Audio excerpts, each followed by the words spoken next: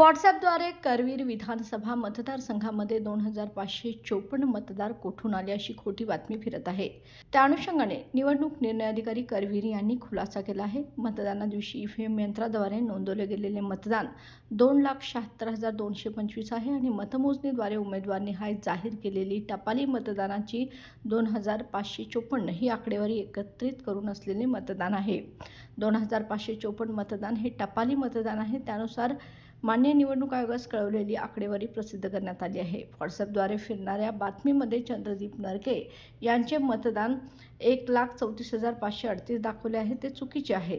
त्यांना टपाली मतदानासह 1,34,528 इतके मतदान झालेले आहे व नोटाला झालेले मतदान 678 हे ईव्हीएम मशीनवरील असून टपाली मतदानामध्ये नोटाला 10 मतदान झालेले आहे। मतमोजणीचे कामकाज पूर्ण पारदर्शीपणाने उमेदवार प्रतिनिधी व निवडणूक निरीक्षक यांच्या उपस्थितीत पार पडलेले आहे। निवडणूक निर्णय अधिकारी यांच्या टेबलजवळ उपस्थित असलेले सर्व उमेदवार प्रतिनिधी यांना प्रत्येक फेरीचे फेरीनिहाय झालेल्या मतदानाची आकडेवारी पत्रक त्या वेळेला देण्यात आलेले आहे।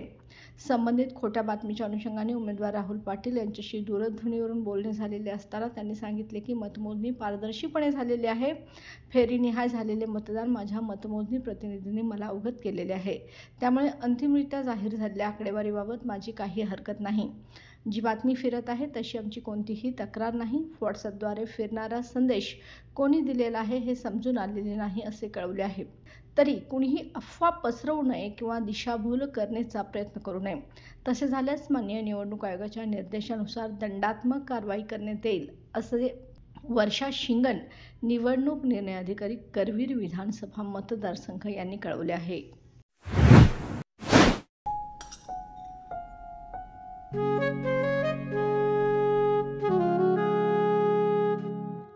बाबा, आज येताना बासुंदी घेऊन या ना। अगं, कालच आपण आईचा वाढदिवस होता म्हणून आणली होती ना। ऐकलं? गोकुळची बासुंदी पुन्हा खावीशी वाटतेय। खरं सांगू, मलाही खावीशी वाटतेय।